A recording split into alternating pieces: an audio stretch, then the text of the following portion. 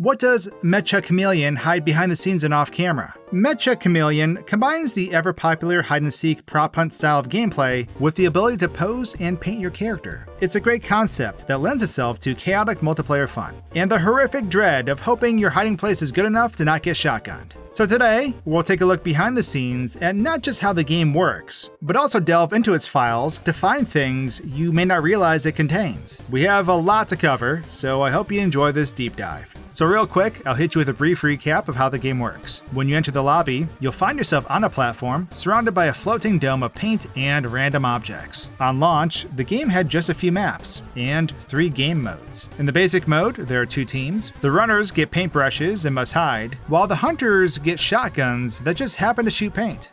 The match ends when either all the runners are caught or the time is up. Fairly simple stuff. Infection mode is similar, but once caught, a runner turns into a hunter, which makes it that much more challenging to stay alive. The double mode shakes up the formula by having everyone hide themselves, and then all the players search and try to find everyone's hidden character. No matter what you play, you have very few limits on where or how you hide. There's a system for detecting when your character is clipped into a model. If it triggers, you'll get a warning that your body is buried too much, and if you don't move, your character will flash. This is visible from across the map, showing up through walls. This is meant to force runners to play fair. Unfortunately, it's not a perfect system. Even on official maps like Hide and Seek Mansion, the game can flash the warning when a single limb is embedded. But with some poses, you can bury over half your body no problem. But that covers our quick recap, so let's go back to the title screen now for another look at things. The title screen started off as a simple brick wall, but it was later updated to have one of the player models slowly walking in place in front of it. They also added some multicolored lights to liven up the screen. The model has a realistic brick texture,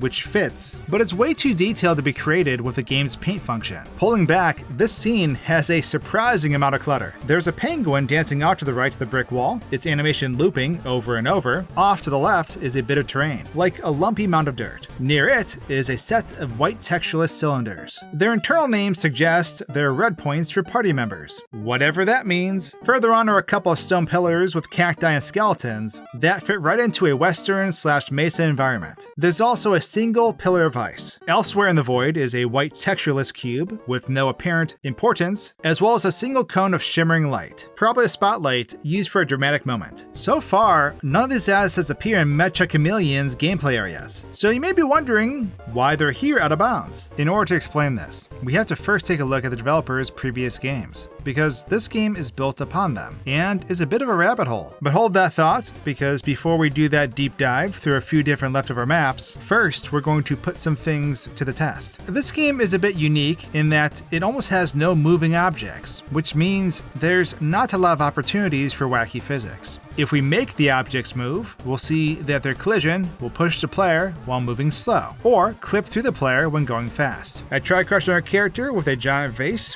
and it caused the two to become overlapped. This left our living canvas stuck in place. This might be what happened during a public match where someone claimed to have gotten stuck behind a piece of furniture. Speaking of collision, your hitbox in this game is a bit odd, but gets even weirder once you start messing with the size of the runners. That's probably why you cannot have them be larger than 1.7 times the normal size. Past that, the body will start clipping through the floor. Making the character smaller will cause them to float above the floor, at least for most of the poses. Laying down in an X shape lets you rest flat on the floor, even while tiny, which means it's possible to slip under and hide in places usually too small. Changing your character's size also affects the painting mechanic. While extra large or extra small, the paintbrush will stop being accurate. This is caused by the canvas or texture applied to the skin remaining the same resolution no matter what.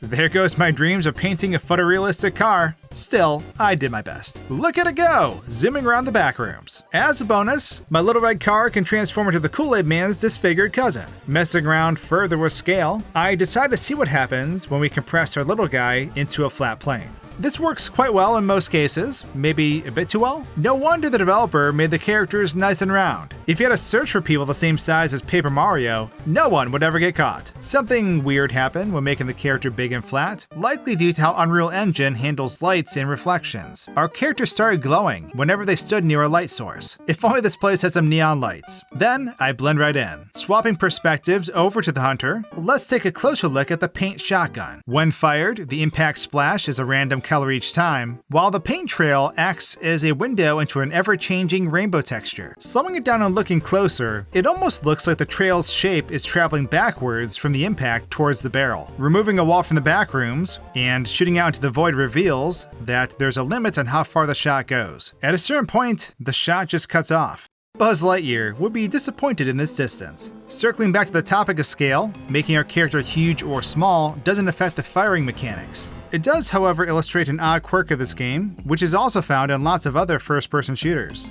By default, your shotgun and arm are rendered on top of everything else. This means that no matter how close you get to a wall, the gun will remain properly visible. It always has priority as the top layer. Zooming out gets a bit trippy, because the hunter's entire body is rendering on top, which looks even weirder when you scale them up. On the topic of the back rooms, there's not much benefit to clipping out of bounds during gameplay, except to annoy the hunters. If you ever do get out, intentionally or not, falling into the void will simply place the player back on solid ground. Nice. Okay, so let's do that deep dive now on those leftover maps. Before their breakout hit, the developer released a co-platformer called Link Penguins. This game is reminiscent of the game Peak, but instead of climbing a randomly generated mountain, you get to build bridges to traverse a long stretch of pillars jutting out the ocean. It starts with pillars of ice, then transitions through other biomes before the final goal, Treasure Island. The game was released on April 6th, 2026, just 2 months before Meccha Chameleon would make its debut. With such a quick turnaround, it was no surprise that Meccha Chameleon was built atop Link Penguins. Prior to the 1.31 release, Meccha Chameleon still had leftover files from Link, including multiple loadable maps. Link_game leads to a version of that game's lobby. Immediately, familiar assets can be found. The ceiling has clouds that were used for indoor country, same with the hot air balloons. Other bits of furniture were used for Hotel Penguin, the mansion, and so on. Zooming out, a lot of very eclectic props can be found, loaded in on the platform to the right, which were used for Link's gameplay. And just as a reminder, everything you're seeing is still within the Meccha Chameleon game. There's the playable penguins, a campfire, grabby hand, pickaxe, but also much weirder stuff. Creatures with fish heads and skeleton bodies, a living military tank, a bird-like creature made out of a colored pencil. There's also an anglerfish with a paper lantern for its light, a weird-looking whale with fins and a tail made out of human hands, and a biblically accurate angel with just so many eyes. Nearby are a few variations of terrain, including the mesa and ice pillars seen in the title screen. There's a glowing hologram of the same dancing penguin seen in the interface whenever there's a slider you can adjust, like in the sound settings. The game lets you stand in the expedition ready circle, which does activate the cannon's animation. This doesn't lead anywhere, but it does change the environment from night to day. Meccha Chameleon also has, at least as of 1.41, the Link tutorial map, which isn't very functional. The sprint, jump, and wall climb mechanic works, as they were reused in this game. Both Link's game and tutorial were first-person games, which might explain why moving the mouse doesn't actually move the camera. If we do it ourselves, we'll see that we're a randomly colored penguin. We might not have a body, but we do have wings and slappy little yellow feet. The tutorial stops being doable as soon as the game asks you to wield an axe and chop down a tree. These functions, along with the ability to build bridges, were removed from the player's blueprint. Moving the camera onwards reveals that the tutorial has a lot of rooms. On one platform are multiple mannequins dressed up to act like human characters. A few of these are used in a scene that looks like a retro late-night talk show TV set. Above the set are giant chunks of what look like newspaper clippings. What's readable are phrases like missile launched, what now for Earth, global warming unstoppable, and is the sun the devil. There is also a few copies of what looks to be a realistic image of a city skyline. It's all very strange. There are also multiple different NPC characters, like a penguin doing push-ups, and this recurring penguin-like puppet who only ever appears out of a green pipe. It even has visible sticks moving its arms. Beyond all that, the game also has files that mention Penguin Hotel, which is also the name of the game's executable file. This references not the playable map, but Lemurian's previous game, Penguin Hotel. That one was sort of a penguin-themed mask-a horror game, where you use the camera to solve puzzles and experience a very strange penguin horror. Another game called Death Burger has its name pop up in the files as well. Its main antagonist, Emperor Patine, may not appear in Meccha Chameleon, but it's clear that the developer has used all their previous creations as fuel for this new game, which is really cool to see. Speaking of, let's finally look at the game's actual levels. They feature a lot of recurring assets, but each has their own identity of sorts. The hide-and-seek mansion has been decorated for a party, which adds lots of bright colors to the dark wood and muted wallpaper usually present in Victorian mansions. There's also a bunch of public domain posters and paintings, which are a high-risk, high-reward target for camouflage. Penguin Hotel has lots of blue, white, and black, and just so many penguins. Indoor Country looks like a crowded storage room with props from a low-budget film about a farm. Painted standees of cows and farm buildings, as well as stacks of hay bales and pumpkins. The scale of these objects vary a lot, which helps when trying to find a hiding spot. The sewers has a grunge aesthetic, including lots of graffiti. Blending in with these requires less precision than the mansion's paintings, but can be incredibly effective. Since launch, the game has also received new official maps like the Backrooms and Sugarland, which both offer distinctly different environments right for camouflage and creativity. What really elevates the game's potential is the workshop maps, and quite a few entries have surpassed 1 million downloads each. With these, you can play around with maps from Minecraft, SpongeBob, Counter-Strike, and more.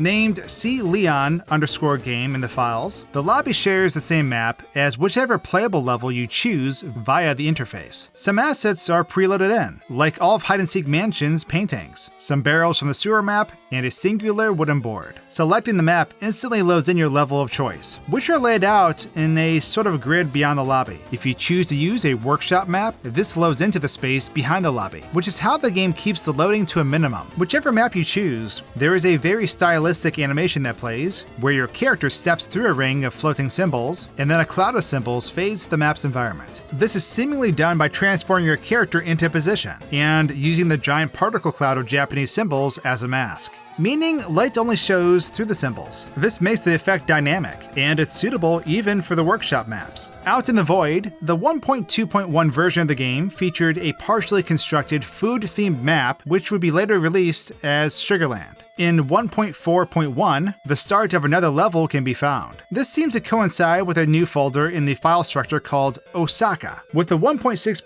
update, there are now multiple signs sitting in the void. At least one is for a cat cafe, and multiple others for various restaurants. The Osaka map was officially released with 1.7.0, where we can now see those assets finally in the proper context. Moving on, looking at the maps from Out of Bounds doesn't reveal all that much. The closed doors scattered throughout the mansion and Penguin Hotel don't have anything behind them. The blocked hallways all end in either a blank wall or black texture with nothing modeled out of bounds. Some bits of wood trim extend out of bounds, and there's a few rectangles of floor and ceiling that go unseen, but that's about it. The Backrooms does hide one small detail. There are 3 instances of a police car, all positioned so that their undersides are out of sight. It seems they all have a square pillar jutting out of the bottom, as if the vehicles are statues. But with that, we've covered just about everything Out of Bounds and hidden behind the scenes of Meccha Chameleon. I hope you've enjoyed this artsy adventure, and hope to see all of you very soon.